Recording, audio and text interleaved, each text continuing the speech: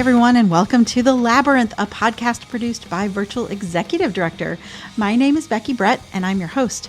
I'm an intuitive executive coach for artists, content creators, and entrepreneurs.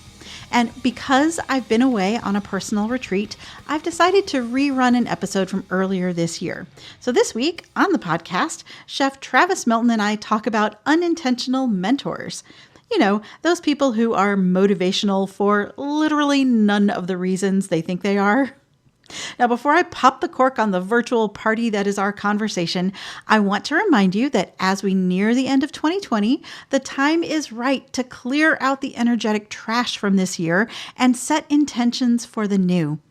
Using the mantra of the labyrinth as a guide, which is release, receive, return, I work with clients one-on-one as their coach to release the habits, thought patterns, and relationships that no longer serve them, receive new behaviors, beliefs, and supportive relationships, and then return to integrate these into their lives by setting and holding boundaries, practicing new behaviors, and supporting them through the inevitable setbacks. Because, you know, transformation is not a straight upward trajectory. If you're interested in working with me as your coach, the application is in the show notes. Now, once you fill it out, I'll take a look at it. And if I think we would be a good fit for each other, I'll set up a quick call with you. And look, don't worry, it's not a high pressure sales situation because I'm the one interviewing you. Okay, a bit about my guest this week, in case you haven't heard any of his previous interviews with me.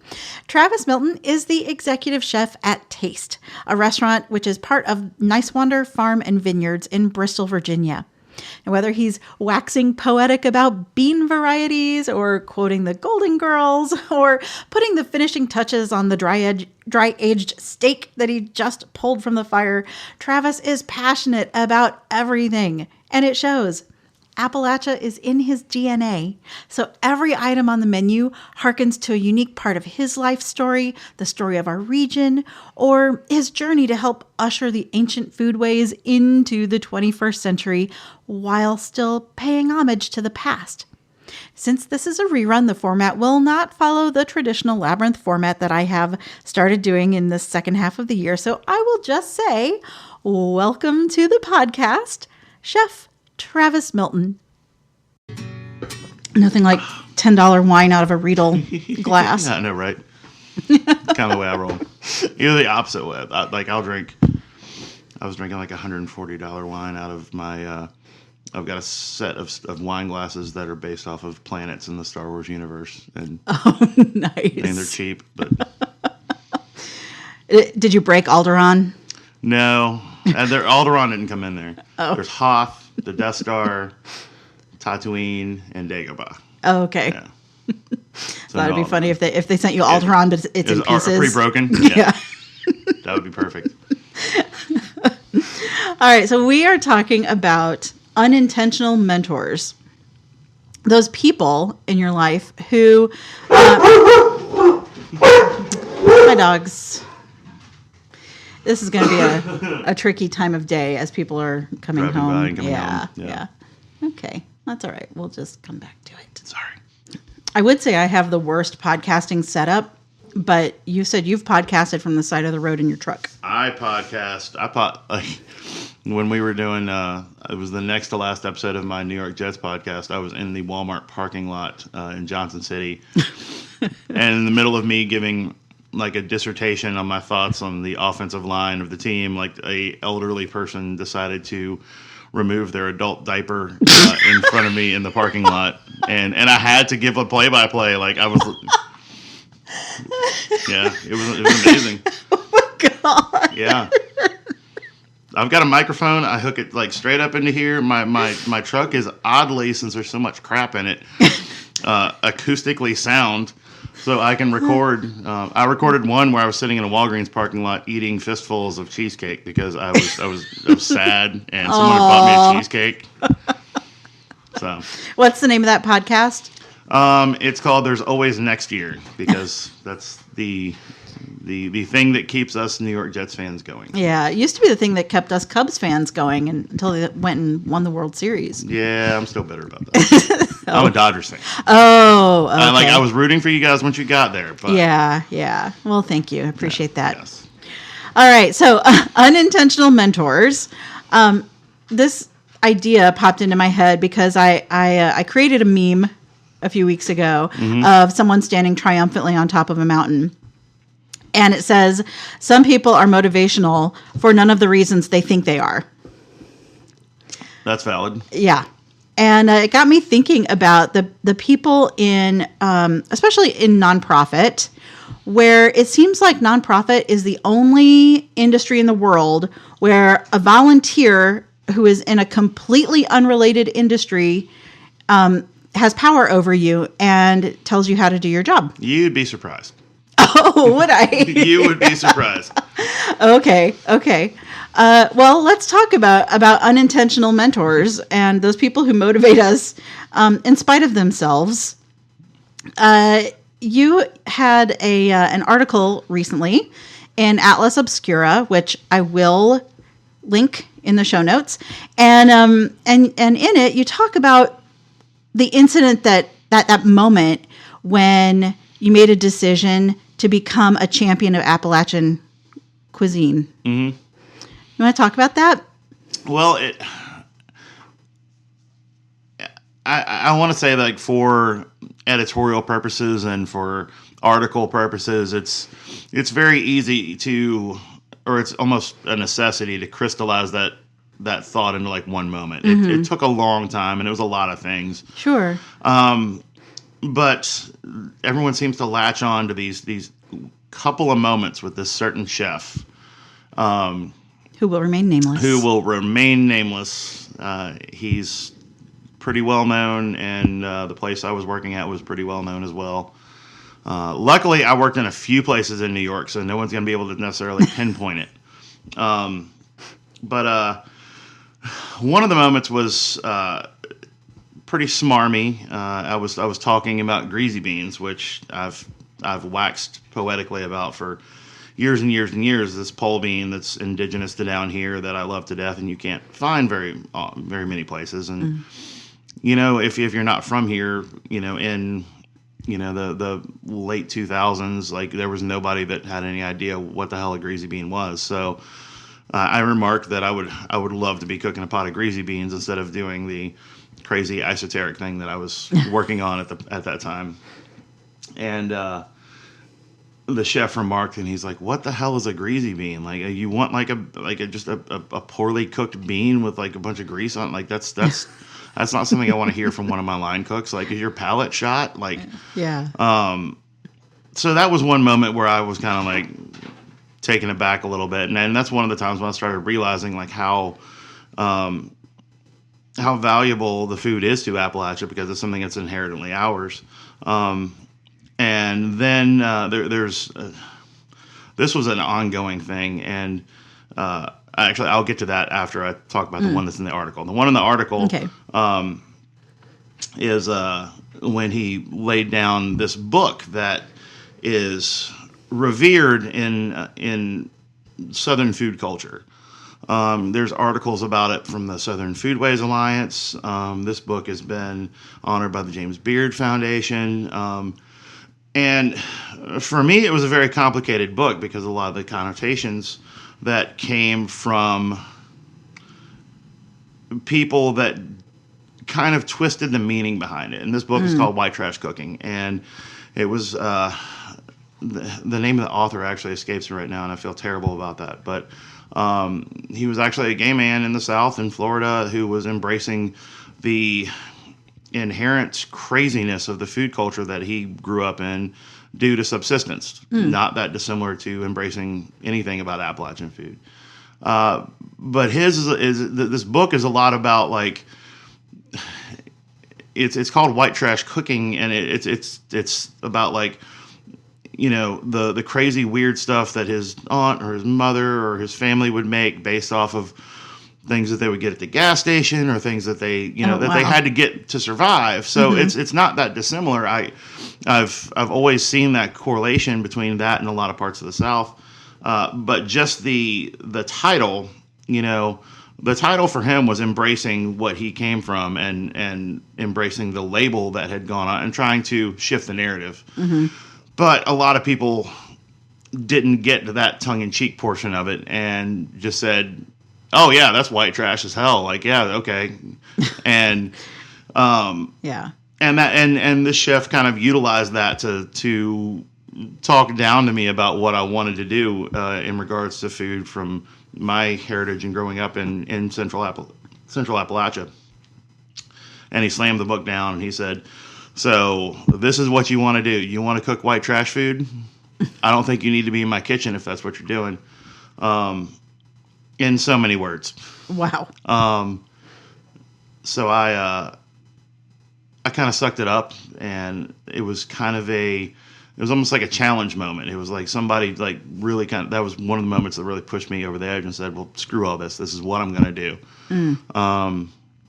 One of the things that this chef would do quite often, every day he would come in, and this is the thing that I think speaks most to the unintentional mentorship portion, because it taught me a ton, good and bad. Mm-hmm. He would come in every single day, and we opened for service at 5:00. And the station setups for everyone's station were very intricate. This was the everything about this restaurant was super intricate. Everything's on gram scales, so Jeez. Everything's to like the nth. We're working with hydrocolloids. We're working with all kinds of molecular gastronomy kind of stuff. So, I mean, everything's very precise. And every day at 3:00, he would come in and he would throw away a station's. He would just pick a random one, all the mise en place for that station. And mise en place is a term that chefs use without even thinking about it. And saying the word, I think a lot of people understand it's having everything in its place. Exactly, that's what it means. Yeah. Yeah. So it's all your prep, all your setup, and it being in place and being proper. And he would walk up at the station and throw every single bit of it away. Oh my God. And it would just be at random. It wouldn't just be because your carrots aren't cooked properly, or you don't have enough xanthan gum in that liquid.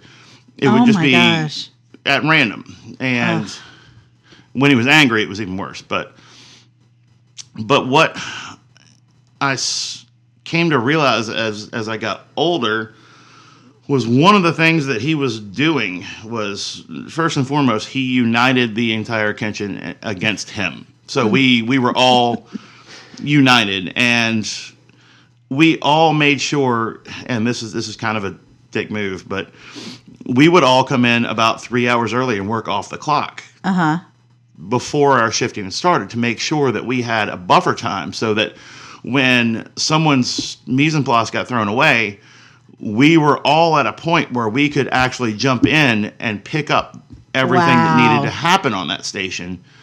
And be there for that person. So the free labor part's kind of a dick move, but what he really created an atmosphere of everyone having each other's back, because we knew that somebody was going to get screwed over. Yeah. But we never knew who. And we all hated him for it, but we all leaned on each other knowing that, okay, I'm running late on my stuff, so can somebody pick up one of my things so that at 3:00 when this isn't happening, and it was that's the way it was, and it was across all of the stations, all of the anything from pastry to saute to garnish. I mean everything. Like we all oh my God, we all learned everything because we all had to prep everything for everyone. Mm-hmm. But we all also learned to rely on each other and know that if something's bad, like we all have each other's backs, and it was a terrible way of going about it in my mind. Yeah. The second I walked out of that kitchen, I was like, I don't want to ever be that guy. But as I've gotten older, I saw what he did, and I think that there's a lot more positive ways to do that. And that's what I've worked. One of the things I've worked heavily on in my career is creating that same kind of thought process in a kitchen, that kind of familial, everybody has each other's backs kind of thing, without being a horrible asshole. So how have you found is a good way to do that? Well, one of the ways I think that uniting someone in a common goal is the biggest thing, and the easiest way to do that is to unite someone against something. I don't go that route, but I try to make sure that everyone has a vested interest in what we're doing. So everyone has an item on the menu that is either their concept or, it could be just they come up with the idea, or it could be even like as far as to soup to nuts, like they came up with everything. Everyone has, equal say when we do menu planning. We do menu planning exercises where like we will just take days where we just come in and cook what we want. And then we go, okay, how can we work this into the menu? Oh, that's cool. It's mainly giving people that vested interest and not being a dictator like this person, kind of came across as. It's doing the opposite of going, I'm no different than you. We're all a piece in this gear that's this cog in this machine. I might have some different responsibilities, but it doesn't matter what cog isn't working. It's going to cause the machine to stop. So we're all on an equal playing field, and we're all here together doing this. And I never, ever ask anyone to do anything that they have not seen me do themselves. Yeah. I will never ask someone to do a deep clean and pull everything out, and everyone's seen me do it. Yep. I'm the same way. It's creating that level playing field of going, you know what, I'm your boss, but also we're all in it. I'm equally as important as you are. Yeah. I just might be steering the ship, but I can't steer the ship if you weren't pushing the rudders or, exactly, or moving the sail. That's kind of the thing. Yeah, that leadership by example. Or it's funny how these unintentional mentors build unity. Yeah. So I guess the lesson from it is you can build unity against something, which is negative, or you can build unity by giving ownership of the pieces, and that's a more positive way of approaching it. So my unintentional mentor in terms of building unity was when I was with the Chicago Humanities Festival.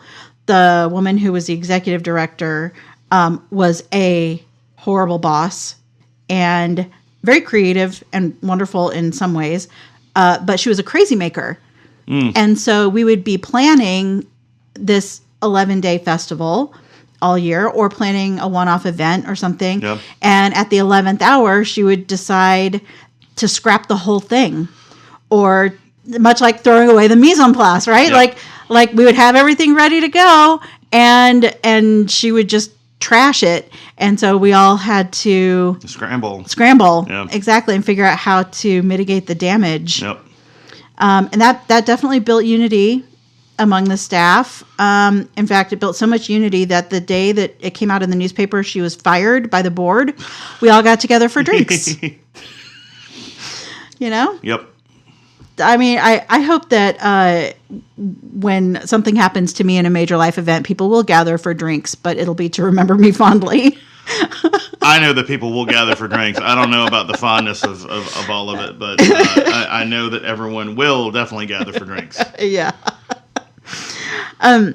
What struck me about your unintentional mentor was how he helped you guys build that versatility and adaptability. Mm-hmm.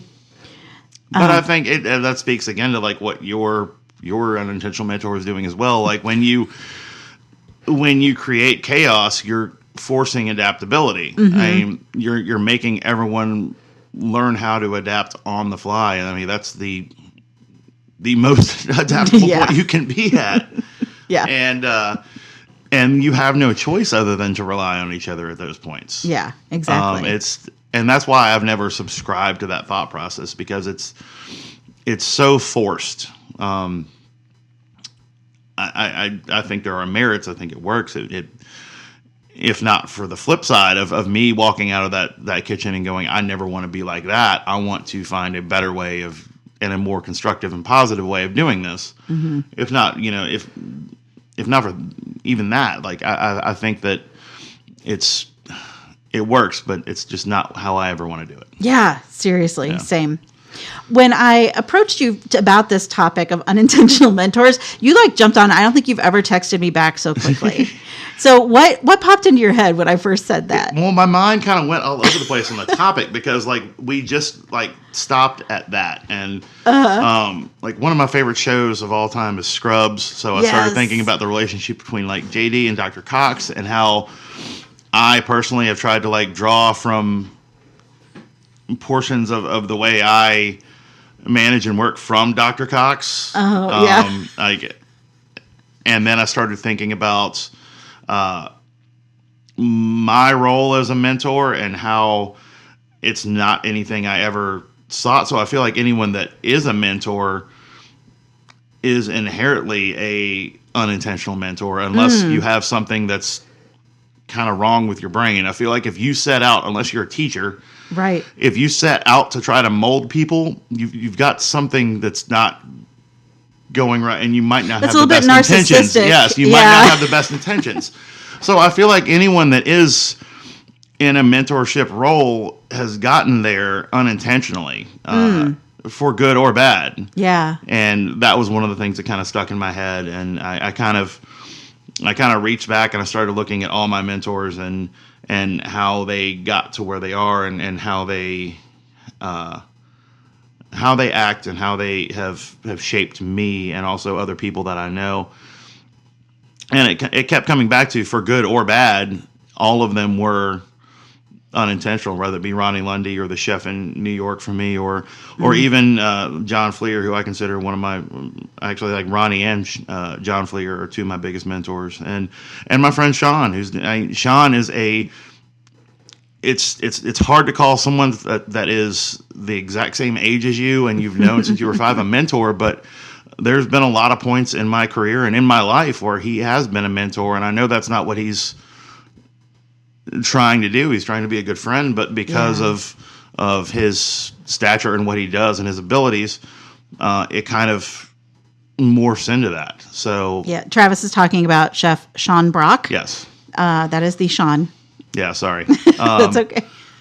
But that was one of the things that really kind of struck me about this. Was I was like, this can go any way, shape, or form on this. There's so much depth to this thought process of unintentional mentors. Mm-hmm.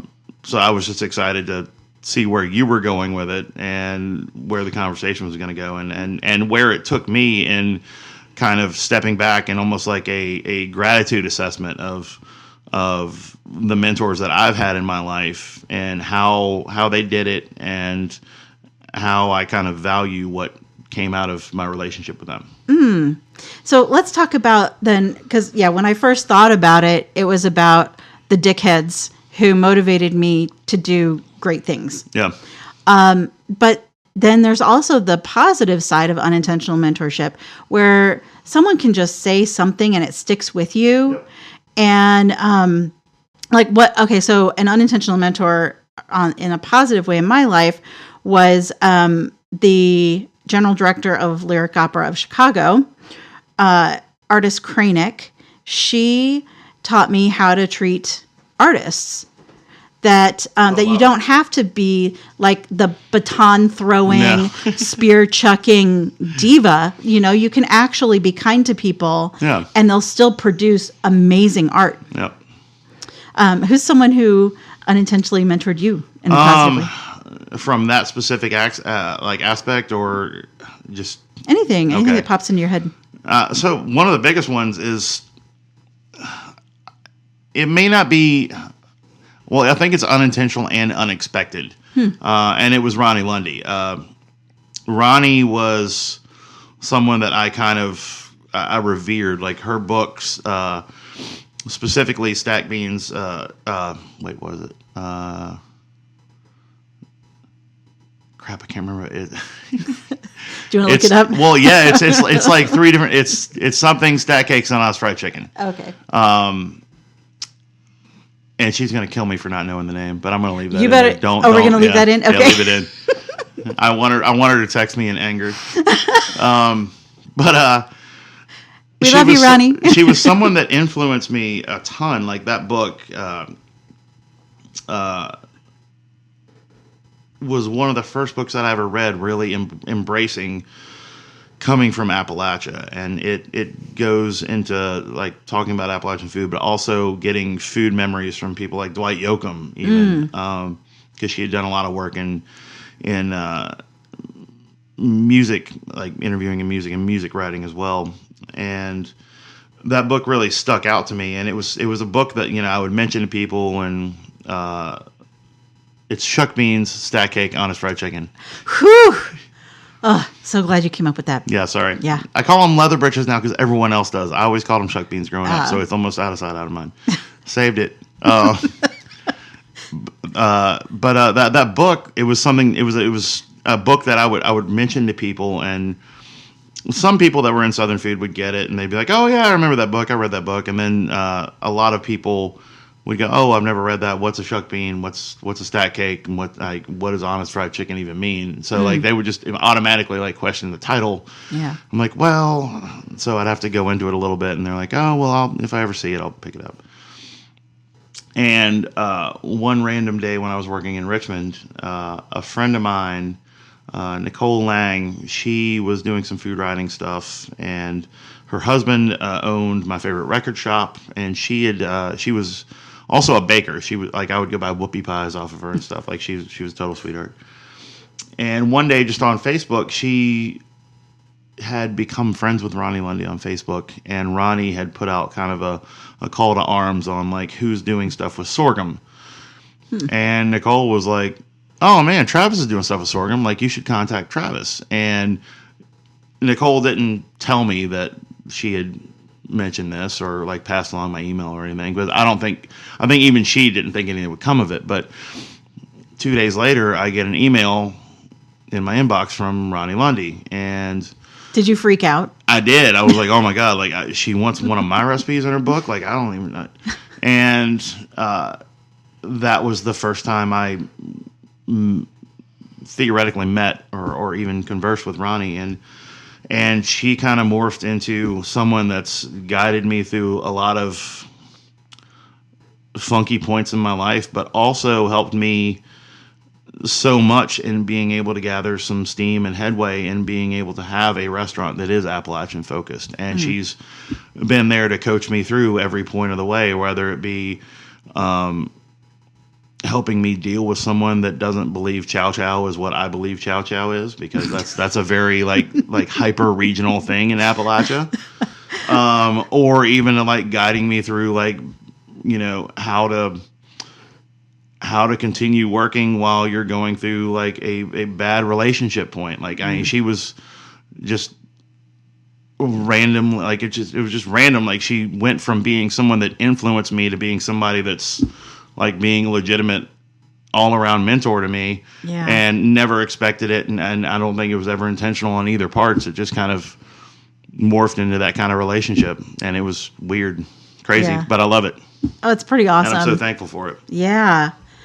Do you ever, did people ever come up to you and tell you that you are they're like North Star, they're guiding whatever? I do occasionally. I do get that. I do get that from a lot of my own cooks, but I do get that from a lot of cooks in the region that have moved away, or even people that have moved down here and just wanted advice on how to approach cooking food here without being appropriative. Or being able to cook their food like what they come from, what their heritage is, whether it be, someone just from Jersey that wants to do Italian food, or someone that, has Vietnamese heritage that wants to come down here and incorporate that in. There have been a lot of people that have thrown that at me, and I'm never really good at dealing with it. No, you're really bad at it, I'm actually. Terrible at it. I got turned into a fourth grader trying to ask out a girl. I just like look down at my shoes and like kind of just go, "Oh shucks, thanks." One of the things I look at in mentorship, and one of the things I've been very like conscious of, because I realize that I do have impact on people's careers and their lives.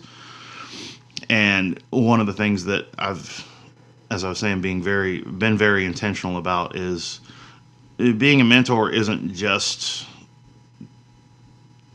coaching someone through a career. It really is kind of walking through the parallels of a career and a life, and helping them to achieve that balance that, even I haven't been able to achieve. But But you know what it looks like, right? I came up at a different time. I don't know what it looks like, but I came up at a different time where, when I was being taught by, French chefs and, angry chefs and people that were like, no, if you don't work 12 hours, 14 hours a day, you're not dedicated to your craft. And I sacrificed a lot of time and a lot of years and a lot of relationships because of that. And this goes back to seeing what you want out of mentorship situations, of going, you didn't teach me what to do, you taught me what not to do. And that's, as you were saying in the beginning, like, that's equally a mentor as someone that was positive. Yeah. As long as you're able to ascertain that and gather what you need out of it. Yeah, still valuable. Yeah. So I think the skill in that is learning how to take the garbage and recycle it into something positive. Yep. Helpful. Yeah.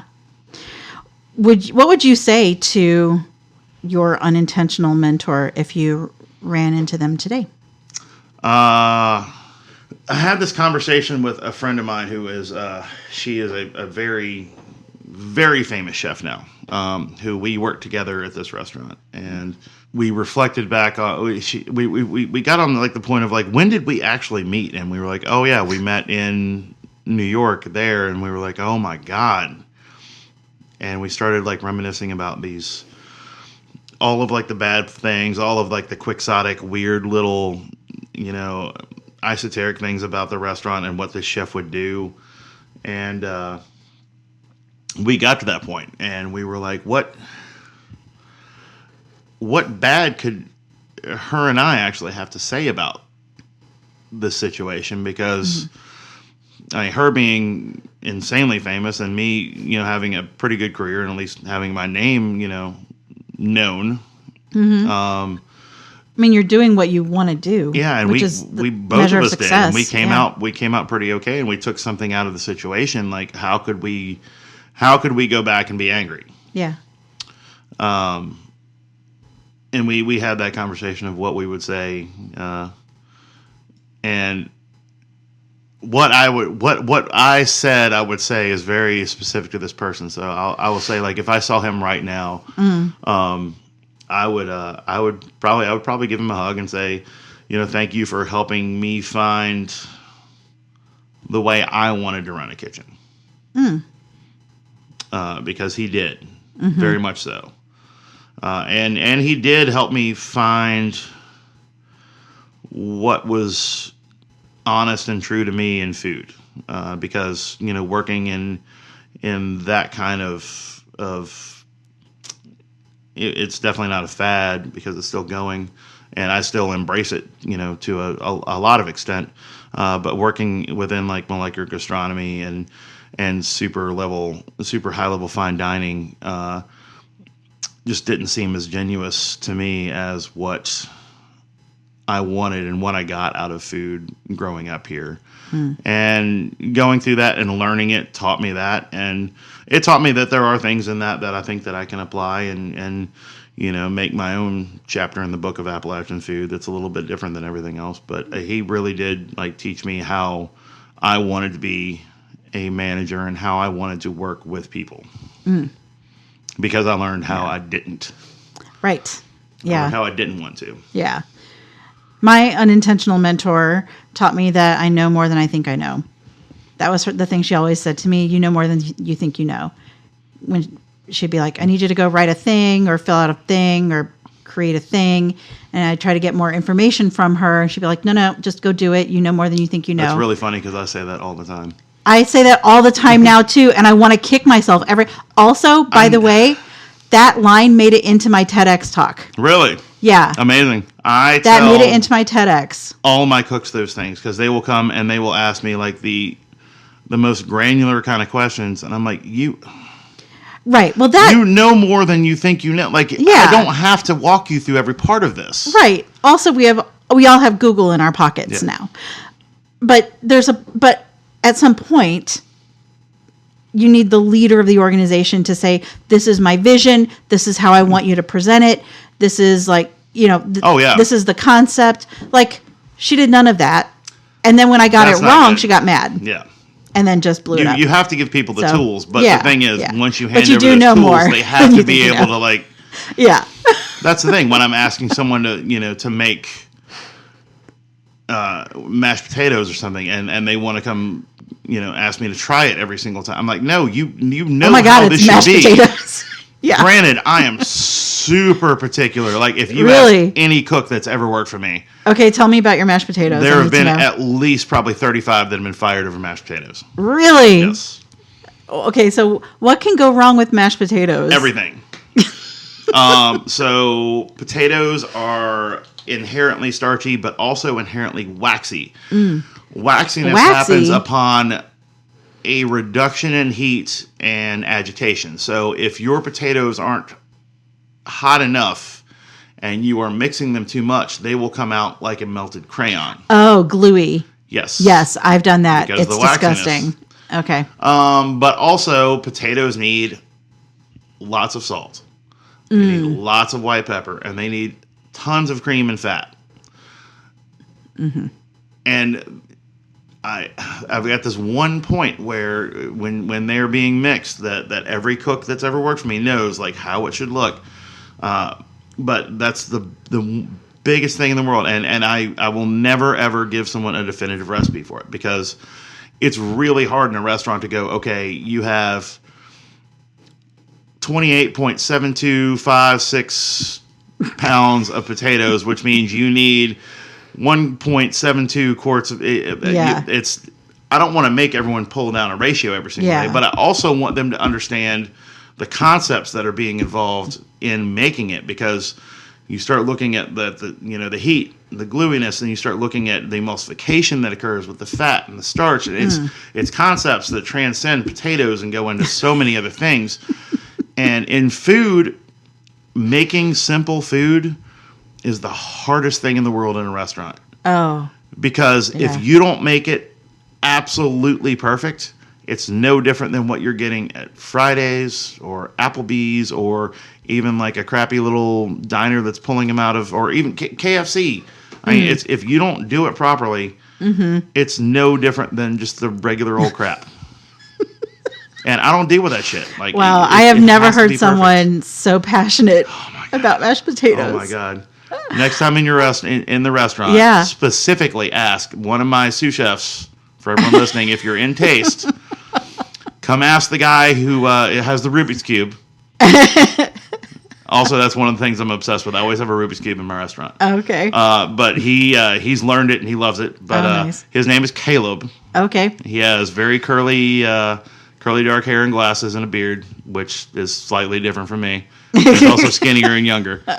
But he literally dealt with me. I made him make mashed potatoes for me every day for 3 years. Oh my gosh. Is that like your version of slapping water?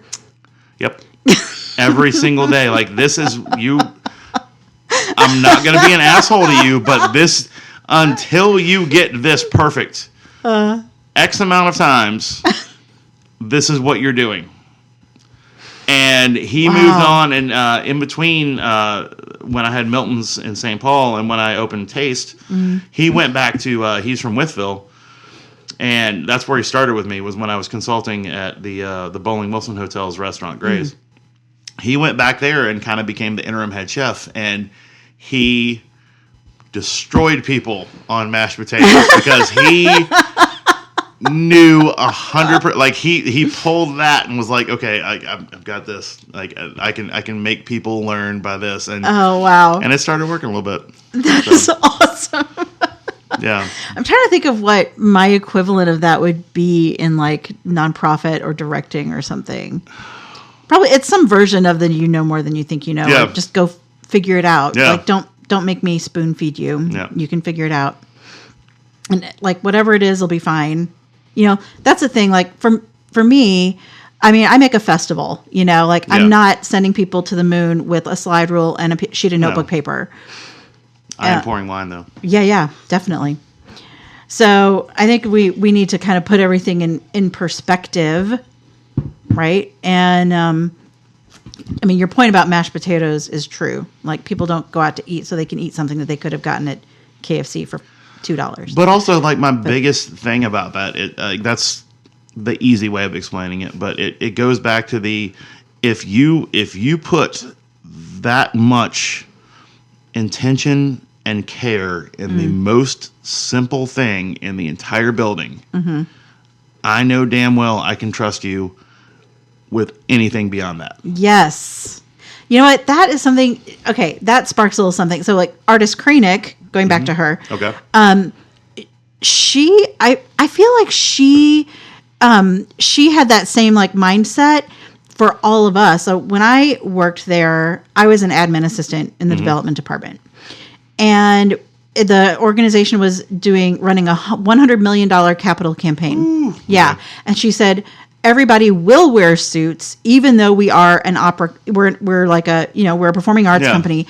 Everybody will wear a suit because our building is downtown. We're trying to raise $100 million, and damn it, we better all look like we deserve it. Yeah. So that was one thing, and then the other thing was one of my favorite stagehands on opening night. Okay, this is okay. So. Opening night at Lyric Opera is a gala affair where even the stagehands wear a tuxedo. Oh, I'm sure, yeah. And my favorite stagehand, I have a picture of him somewhere, like long, sort of scraggly hair, long, sort of like facial hair. And this is in the early 90s when people just didn't do that. And he was the head armorer. So he made all the swords and things. And we were backstage, and opening night that year, I think, was Aida.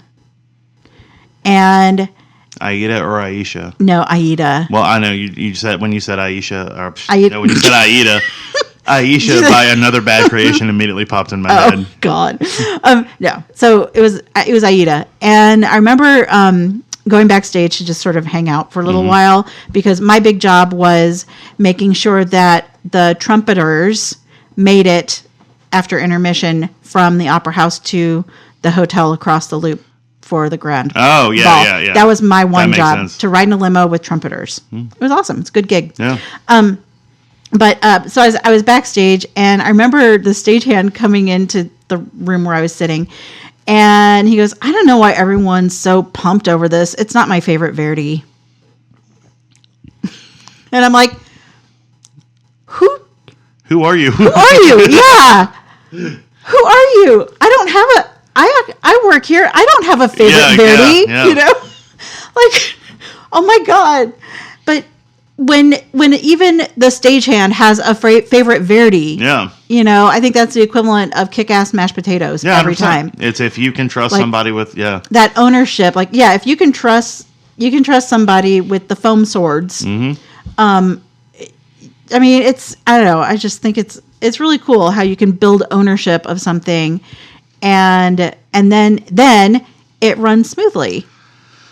Like without you, and that goes back to one thing that a lot of people that I talk to in the restaurant industry that I try to convey and translate to them is that the biggest and most important thing you can do for yourself, for your staff, but also for your business is to be a mentor and to convey knowledge. Like, don't hold it and don't feel like it should be proprietary. Like, once you make it proprietary, you have ruined your nights off. You have ruined everything, and you have done a disservice to everyone that is in your building. You have to be able to not only be vulnerable to the point of giving people your knowledge, but also be able to nurture that. Yeah. And it'll do wonders for you. It'll give you a night off. It'll give you, like, I swear, like, a lot of people will ask me, and they're like, well, so-and-so left the restaurant and they're managing at this place. Like, how does that make you feel? I'm like, I'm proud as hell. Like, the greatest thing that I can ask for is having one of my staff go on and do their own thing and expound upon what I've given them. Like that means that I did a good job, and that means that if they're willing to do that in the job that they're leaving me for, that means that they imparted the knowledge that I imparted on them. Odds are to the people that they trained, because that's one time where trickle down actually works. Yes, exactly. Trickle down information. Yes. That's when it works. Yes. For sure. Yeah. I love that. Yeah. Don't hoard your info, people. Like, no, share it. God, that makes me crazy. Here's an unintentional mentor. I had a board member, like, just keep secrets, and it blew up. Oh, God. And I was like, well, if that isn't an argument for transparency, I don't know what is. Oh, yeah. Like now, and ever since then, I mean, before then I was pretty transparent, but ever since then I've just been like, here is everything all the time. Yeah. Can you be too transparent? Probably a little bit. Probably. I can be often. Yeah. Yeah. I don't know. There are certain lines I won't cross. Me as well. But like sometimes I'm just like, when I'll lay out a dish for someone, like I will be like too transparent. I'm like, do you over explain? I over communicate all the time. I'll lay down. I'm like, okay, everybody, this is a dish that, take for instance, like the trout dip at Taste. Yes, which is delicious. When I talk to the servers when they start working, I'm like, so let me tell you about this dish. This is a smoked trout that we get from Sunburst Farms in North Carolina, and it's pureed with a little bit of cream cheese, and then go through the recipe. But then I'm like, this dish kind of manifested itself because when I was living in New York City and I was super poor, and then I'll give them the apartment number I was at. Then I'm like, this is the street that I was living on, and I used to go down because I would drink too much Mad Dog 2020, and I'd go down to Russ and Daughters in the morning, and I'd stand in line for 3 hours, and I'd get this thing called the Super Heapster, and like, don't say the Super Heapster to people because like I don't know like how anyone's going to take that, but in New York, it's totally, and like I just go on this whole thing about this bagel. Like, I go on like a 25, 30-minute dissertation on this bagel called the Super Heapster at Russ and Daughters. That is one of my favorite things in the world. And by the end, people are like, oh my God, shit, you really like that bagel. And like, that's all they get out of it. And I'm like, okay, I was overly transparent. I should have just ended it with, this is based on a dish I really liked. This is what you needed to know. You didn't need to know that I lived off of like what's now Joey Ramone Boulevard and like It reminds me of that. There's an episode of Portlandia where the couple is like trying to get to know their chicken. Oh yeah. And they're like, well, we've got to go. Like, are you okay if we go down to the farm? And because that's like the second episode. Like, yeah. Oh my God. Oh wow. All right. Well, anything else you want to say about, I don't know, unintentional mentorship? Any like final, any good quotes that stick with you from people who've mentored you, like either on purpose or by accident? Yes. The biggest one I ever got, or the one that sticks with me the most right now, and this kind of speaks to what I was just talking about being open and being willing to share, and but it also speaks to that ability to have some life balance. It actually came from Sean Brock. And oddly enough, I got this text while I was sitting at the Pizza Inn buffet right here in Abingdon, Virginia. Wow. I can't remember how we got to this point. I think it was beginning points of sour relationship and things like that. But also, I was leaving Milton's in St. Paul at the time, and it was a funky point, and Sean texted me, and literally verbatim, it went, "Shut up, dumbass, comma. If you recall, when you're on a plane, they tell you to put your mask on first because you ain't worth a shit to anybody if you aren't okay. Be okay." That is and awesome. That was one of the smartest, most like slap me in the face moments I've ever had. Like, and sitting in a Pizza Inn, and he I texted him back and said, "Holy shit!" And he said, "Yeah." That is amazing. But that was one of the biggest things that I ever needed to hear as a person, but also as someone that runs a business, someone that is a mentor. You can't impart these things to people, and you can't, be everything to everyone if you don't take care of yourself. And that was a big one for me. That is a good one. That's like, stop setting yourself on fire to keep others warm. Yeah. And put so bluntly, be okay. Yeah. I think a lot of us have a hard time with that. Yeah. Or just the shut up, dumbass, listen, yeah. That kind of thing. It was just like, I legit felt like Sean was sitting in the booth with me and just slapped me in the face and said, just pointed at me and was like, stop, shut up. Yeah. Listen. And, it worked. It got me to a much better place. Oh, well, cheers to that. Cheers. There you go. Can you get that on? Does I don't know. Translate? Here, let's do. There you go. Oh, that's beautiful. There you go. That's a beautiful one. And cheers to you and everyone else listening. Thank you so much for your attention this week. If you liked this podcast, please be sure to subscribe, leave a review, and share it with a friend. If you don't already, follow me on Instagram at beckybrett.live for daily inspiration, information, and support. And if you're looking for a coach, the link to my application is in the show notes. I can't wait to hear from you. Enjoy the journey, everyone. And remember, you can lose yourself in a maze, but you can find yourself in a labyrinth.